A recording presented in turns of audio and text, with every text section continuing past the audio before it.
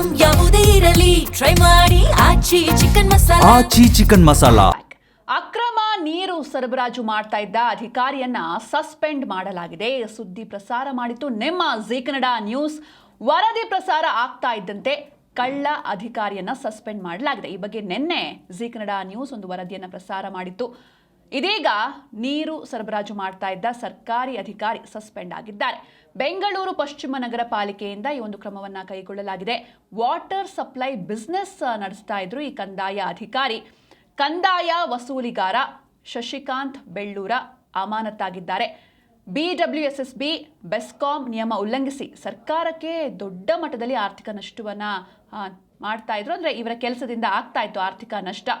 ಅಪರ ಆಯುಕ್ತರಾದ ಕವಿತಾ ರಾಜಾರಾಮ್ ಈ ಸಸ್ಪೆನ್ಷನ್ ಆದೇಶವನ್ನ ನೀಡಿದ್ದಾರೆ. ನಿನ್ನೆ ಈ ಬಗ್ಗೆ ನಿಮ್ಮ ಜೀ ಕನ್ನಡ ನ್ಯೂಸ್ ಒಂದು ವಿಸ್ತೃತವಾದಂತಹ ವರದಿಯನ್ನ ಪ್ರಸಾರ ಮಾಡಿತ್ತು.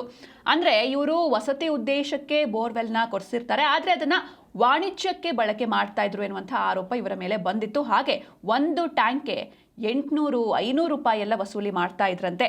CCA ನಿಯಮಗಳನ್ನ ಅಥವಾ ನಿಯಮಾವಳಿ ಆದೇಶ ಉಲ್ಲಂಘಿಸಿ ನೀರನ್ನ ಮಿಸ್ಯೂಸ್ ಮಾಡ್ತಾ ಇದ್ರು ಎನ್ನುವಂತಹ ಆರೋಪ ಬಂದಿರುತ್ತೆ. ಹಾಗೆ ಫೋನ್ ಪೇ ಮೂಲಕ ಹಣವನ್ನ ಪಡೆದು ರಸೀದಿಯನ್ನ ಕೊಡ್ತಾ ಇರೋದಿಲ್ಲ. ಈ ಬಗ್ಗೆಯೂ ಕೂಡ ದೂರು ದಾಖಲಾಗಿತ್ತು. ತಿಂಗಳಿಗೆ 40,000ರಿಂದ 70,000ವರೆಗೆ ಅಕ್ರಮ ಆದಾಯ ಬರ್ತಾ ಇತ್ತು ಇವರಿಗೆ.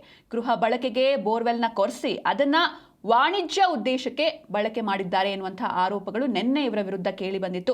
ಶಶಿಕಾಂತ್ ವಿರುದ್ಧ ಪಶ್ಚಿಮ ಪಾಲಿಕೆ ಆಯುಕ್ತರಿಗೆ ದೂರು ಕೂಡ ನೀಡಲಾಗಿತ್ತು. ಹಾಗೆ ಕಾನೂನು ಕ್ರಮವನ್ನ ಕೈಗೊಳ್ಳಬೇಕು ಅಂತ ಒಂದೇ ಮಾತರಂ ಸಂಘಟನೆ ಮನವಿಯನ್ನು ಕೂಡ ಮಾಡಿತ್ತು. ಅದೇ ರೀತಿ ಸುದ್ದಿ ಪ್ರಸಾರ ಆದ ಬೆನ್ನಲ್ಲೇ ಈ ಅಧಿಕಾರಿಯ ವಿರುದ್ಧ ಕ್ರಮ ಆಗಿದೆ. ಅಧಿಕಾರಿಯನ್ನ ಸಸ್ಪೆಂಡ್ ಮಾಡಲಾಗಿದೆ.